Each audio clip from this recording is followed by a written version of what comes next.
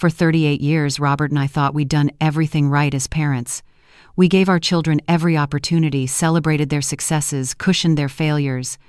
But last Thanksgiving, as I watched my daughter carefully ladle soup into our bowls, I realized that sometimes the greatest danger comes from the ones we loved most unconditionally. My name is Susan, and this is the story of how my own daughter tried to poison us. It started 3 months before Thanksgiving. Elena, our youngest, had been calling more frequently than usual. At first, I was thrilled. After she'd gotten married to Marcus 5 years ago, her visits had become sporadic. But suddenly, she was suggesting family dinners, asking about our health, inquiring about our retirement accounts. Robert noticed it too. One evening in September, as we sat on our deck overlooking the lake, he set down his coffee and said, "Something's off with Elena." I wanted to defend her. That's what mothers do. But I couldn't ignore the knot in my stomach every time she brought up our estate planning. "She's just concerned about our future," I said, not quite believing it myself. "Susan." Robert looked at me with those steady eyes that had seen me through 40 years of marriage. "She's asked about the life insurance policy 3 times this month. She knows the exact value of this house. And yesterday, she mentioned wanting to be our healthcare proxy." The word hung in the air between us. Proxy. Control. Access. "Maybe she's just being responsible," I offered weakly. Robert pulled out his phone and showed me something he'd found. Elena's Instagram account, which I rarely checked. Photo after photo of luxury items, designer clothes, exotic vacation destinations. The captions talked about manifesting abundance and living your best life now. "On a pharmaceutical sales rep salary?" Robert asked quietly. That night, I couldn't sleep. I kept thinking about our son James, 3 years older than Elena. James, who lived modestly in Portland, painting murals and barely making rent. James, who never asked us for money even when we knew he was struggling. James, who'd stopped coming to family dinners 2 years ago after a bitter argument with Elena. The argument had been about money, of course. Elena had accused James of being irresponsible, of wasting his potential. She'd said that if anything happened to us, she should be the one to manage the estate because James would throw it away on his starving artist fantasy. James had left without saying goodbye. When I'd called him later, he'd said something that haunted me now. "Mom, you don't see who Elena really is. She's always been good at showing you what you want to see." I'd dismissed it as sibling rivalry. Now I wondered. The next morning, Robert suggested we do something I'd never imagined we'd need to do. We hired a private investigator. His name was David Chen, a retired police detective who specialized in financial fraud. What he uncovered in 2 weeks made my blood run cold. Elena had gambling debts totaling over $200,000. She'd maxed out 6 credit cards, taken out personal loans using fraudulent income statements, and was being sued by 2 casinos in Atlantic City. Marcus, her husband, had no idea. She'd kept it all hidden through a web of secret accounts and lies. But the worst part was what Detective Chen found on her computer. She'd researched our life insurance policies extensively. She'd looked up information about inheritance timelines, power of attorney laws, and most chillingly, search terms like undetectable poisons and making death look natural. "You need to go to the police," Detective Chen said during our meeting at a coffee shop far from our neighborhood. These search patterns, combined with her financial desperation, suggest intent to harm. Robert and I sat in the car afterward, not speaking for a long time. "We could be wrong," I finally said. "Maybe she's just doing research. Maybe she's writing a novel or—" "Susan," Robert's voice was gentle but firm. "When do we stop making excuses for her?" The question hit me like cold water. Because he was right. We'd been making excuses for Elena her whole life.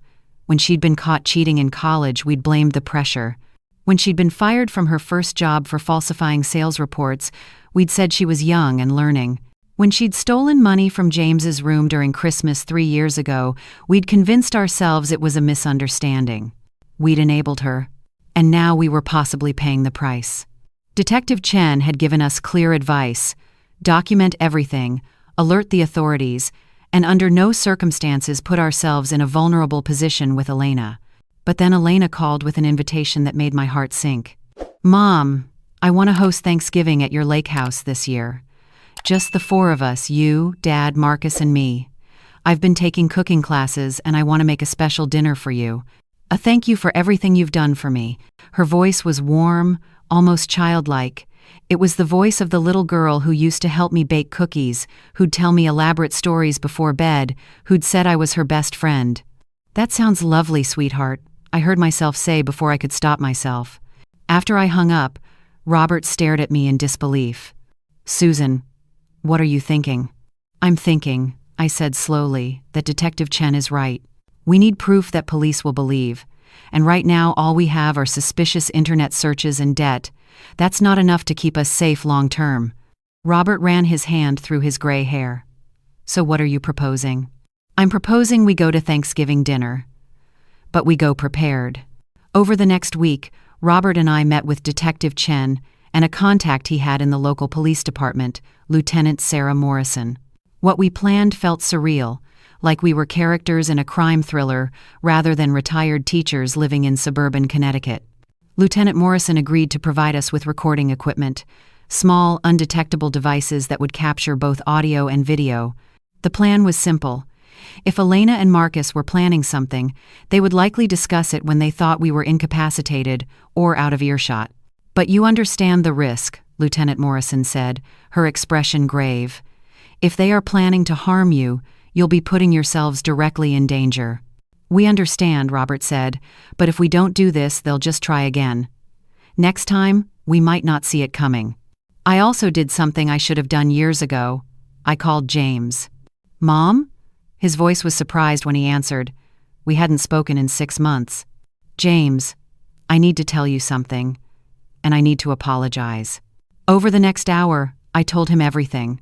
The investigation, Elena's debts, our suspicions, and then I said the words that had been choking me for 2 years. "You tried to warn us about Elena, and we didn't listen. We chose to believe her lies over your truth. I'm so sorry, son." There was a long silence. Then James's voice came through, thick with emotion. "Mom, you need to be careful. Elena isn't just greedy, she's dangerous. Do you remember when we were kids, and my hamster died?" I remembered. Elena had been 12, James 15. His beloved hamster Peanut had died suddenly. The vet said it looked like poisoning. "Elena killed it," James said quietly. "I saw her feed it something." When I confronted her, she smiled and said, "Sometimes things that take up too much space need to go away. I never told you because I was afraid you wouldn't believe me." My hand trembled as I held the phone. "James, she called me last month," he continued. "She wanted to know if you'd mentioned me in your will. When I said I didn't know and didn't care, she asked if I'd sign over my share to her if something happened to you, for a fair price." The room seemed to tilt. "What did you say?" I told her to go to hell and hung up. "Mom, please don't go to that dinner." "We have to," I said. "We have a plan, but James, I need you to do something for me." I gave him Lieutenant Morrison's contact information and detailed instructions. If he didn't hear from us by 10 p.m. on Thanksgiving night, he was to call her immediately. The week before Thanksgiving dragged by like a slow-motion nightmare. Robert and I went through our daily routines, morning walks, coffee on the deck, reading before bed, but everything felt surreal, like we were actors in our own lives. On Tuesday, Elena called to confirm the menu. She wanted to make butternut squash soup, roasted turkey with mushroom gravy, garlic mashed potatoes, and her special pumpkin pie. "I'm going to use some herbal supplements in the food," she added brightly. "All natural ingredients to help with your energy levels and joint health. I've been researching nutrition for older adults." My stomach clenched. "Herbal supplements, natural ingredients. That's very thoughtful, honey," I said, my voice steady despite the fear coursing through me. Thanksgiving morning arrived cold and clear.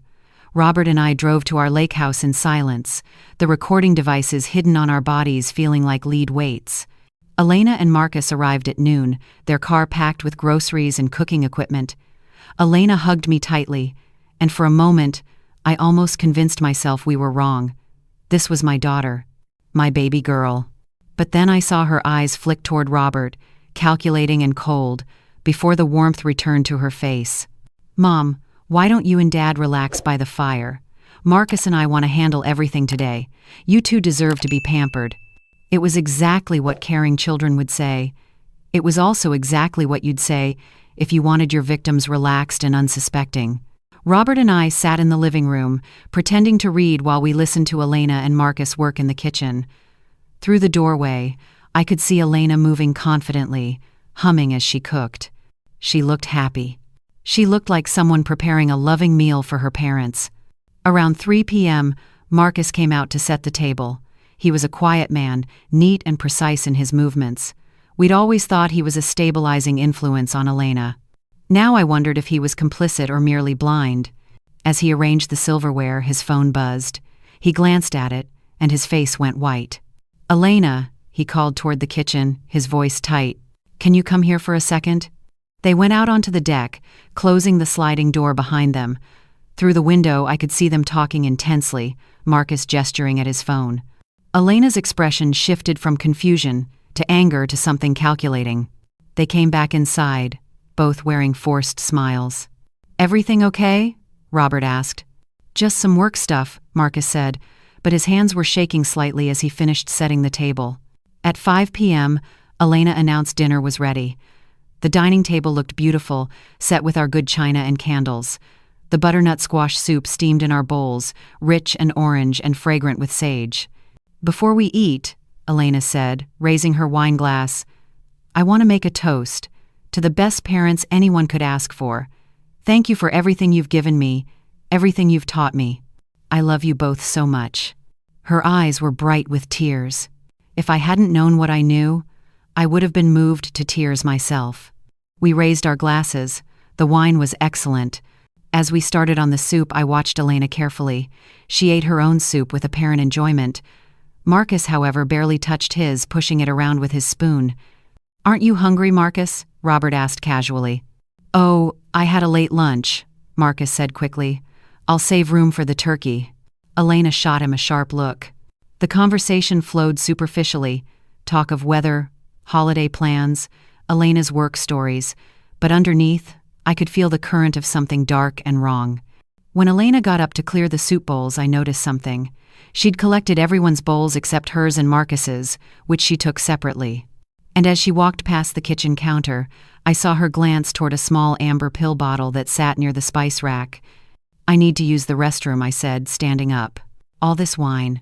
"Use the one upstairs, Mom," Elena said quickly. "I'm cleaning the one down here." The upstairs bathroom gave me a view of the kitchen through a heat vent. I watched as Elena opened that amber bottle and emptied capsules into a bowl. White powder spilled onto the mashed potatoes. She stirred it in thoroughly, then served the potatoes onto 2 plates, the ones meant for Robert and me. My heart hammered so hard I thought it might burst through my chest. This was it. This was really happening. I went back downstairs on shaking legs. Robert looked at me, and I gave the smallest nod. He'd been right. We'd both been right. Elena brought out the turkey, beautifully golden and aromatic. She carved it expertly, placing slices on each plate. Then came the contaminated mashed potatoes, served with a loving smile. "I made the potatoes extra creamy, just how you like them, Dad," she said. As she returned to the kitchen for the gravy, Robert leaned close to me and whispered, almost inaudibly, I saw, "Stay calm." Elena returned and sat down. "Well, everyone dig in." This was the moment we'd planned for. I'd been a teacher for 35 years. I'd supervised hundreds of students during lunch periods. I'd developed a particular skill. "Oh, Elena, I almost forgot," I said, standing up suddenly. "I wanted to show you something in the study. A photo album I found with pictures of you as a baby. Can it wait until after dinner, Mom? It'll just take 1 second. I want Marcus to see too. There's the most adorable picture of you at his age." I managed to get both of them to follow me into the study. Robert remained at the table. I pulled out a random album and kept them occupied for exactly 2 minutes, pointing at photos and telling meaningless stories. Long enough. When we returned to the dining room, Robert was sitting calmly, his plate of food in front of him. But I knew what he'd done in those 2 minutes. We'd practiced it a dozen times. He'd switched our plates with theirs. The mashed potatoes meant for us were now in front of Elena and Marcus's seats. "Sorry about that," I said brightly, sitting down. "Now let's eat before everything gets cold." I picked up my fork and began eating, my heart pounding so hard I could barely taste anything. Across from me, Robert did the same. his face calm. Elena hesitated for just a fraction of a second, staring at her plate. Then she looked up at me, and I saw something flicker in her eyes. Confusion? Suspicion? "Is something wrong with your food, honey?" I asked innocently. "No, of course not." She speared a piece of turkey and began eating. Marcus followed suit, though I noticed his hand trembled slightly. We ate in tense silence for a few minutes. The turkey was actually delicious. Under different circumstances, I would have complimented Elena's cooking. "So, Mom, Dad," Elena said, her voice overly casual, "I wanted to talk to you about something important tonight, about your estate planning."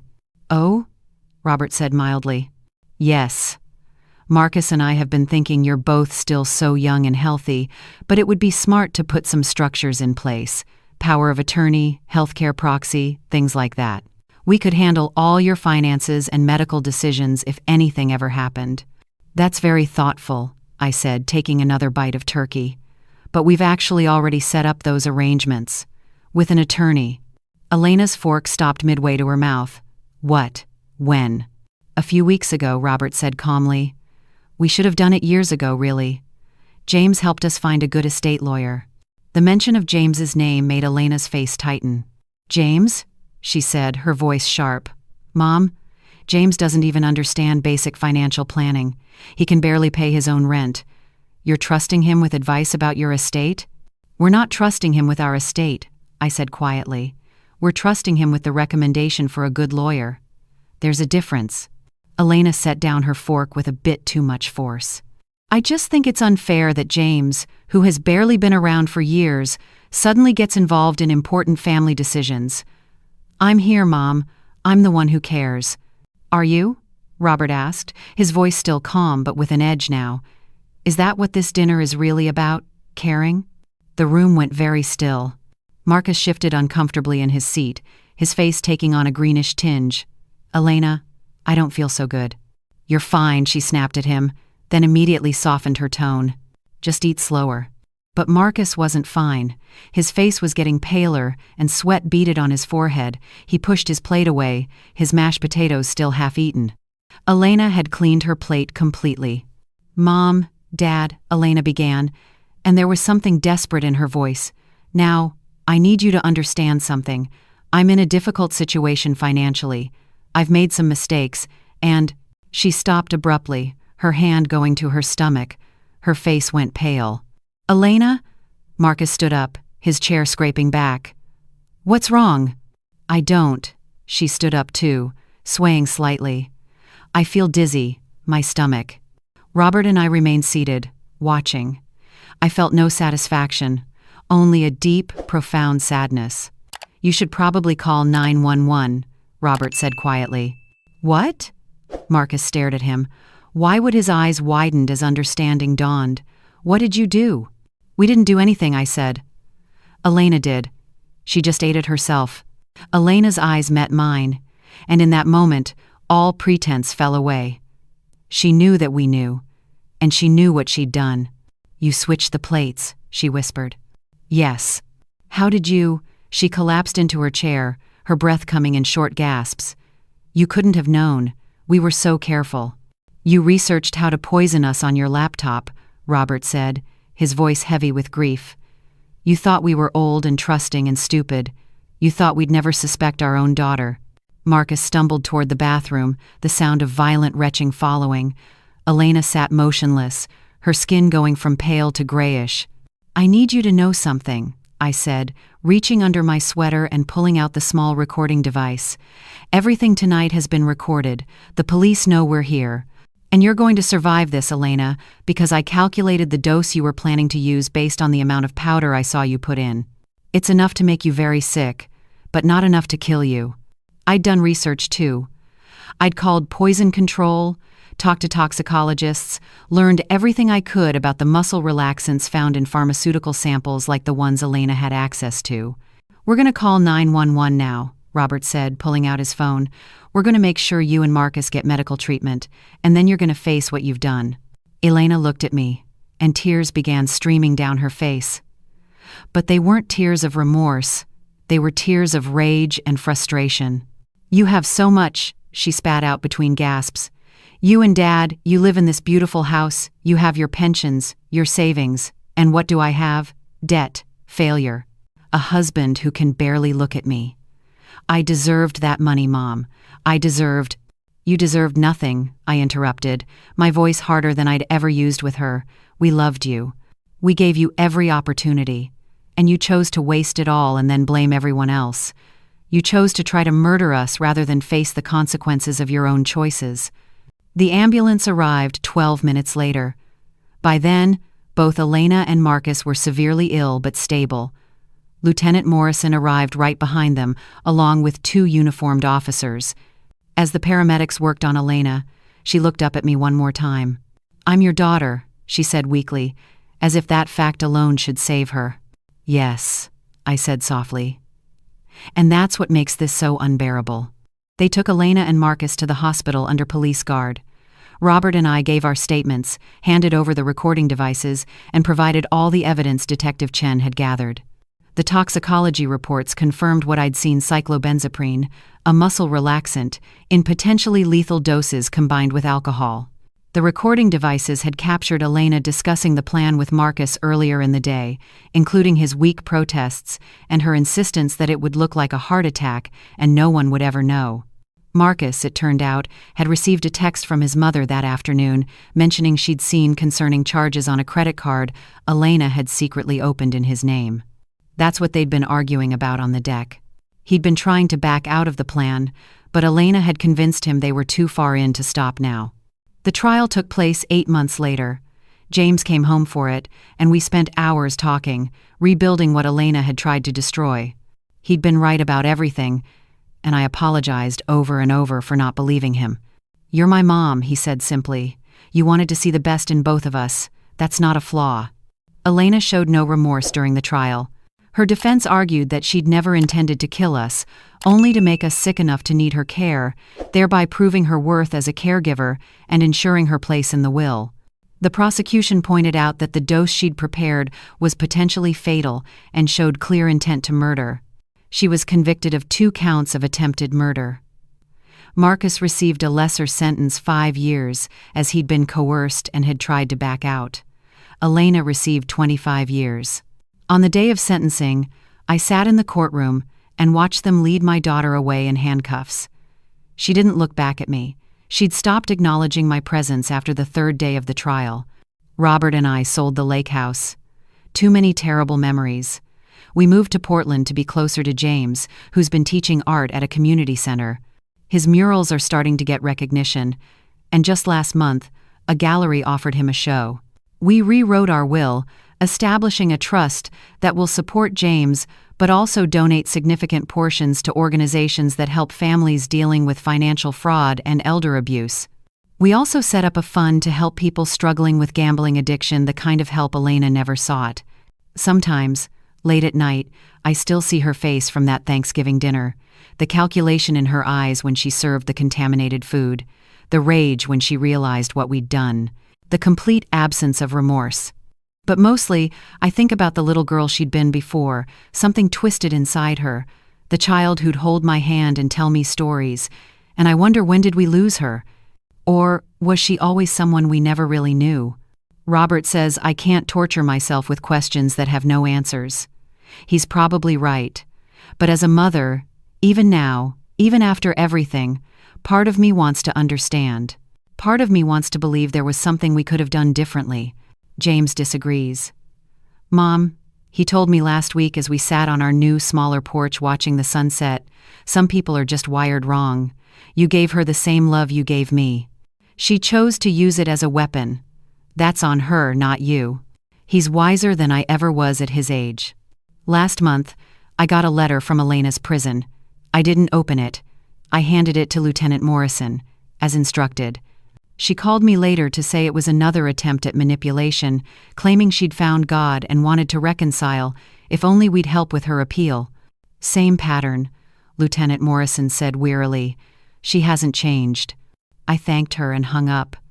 I haven't visited Elena in prison. I don't plan to. Robert and I agreed that some doors, once closed, need to stay that way. Instead, I focus on the family I have left. James and his girlfriend are coming for Thanksgiving this year. We're cooking together, all three of us, in our bright new kitchen that has no dark memories. James is making his grandmother's pumpkin pie recipe. I'm handling the turkey. Robert's in charge of the mashed potatoes. We'll use the same plates for everyone. We'll eat the same food. And when we raise our glasses in a toast, it will be with gratitude for second chances and the courage to face hard truths. Because in the end, that's what saved us.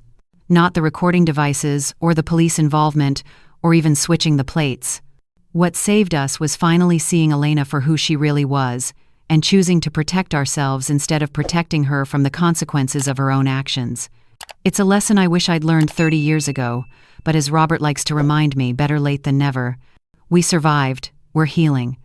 And this Thanksgiving, for the first time in years, I'll sit down to dinner without fear. That, I've learned, is the truest kind of blessing.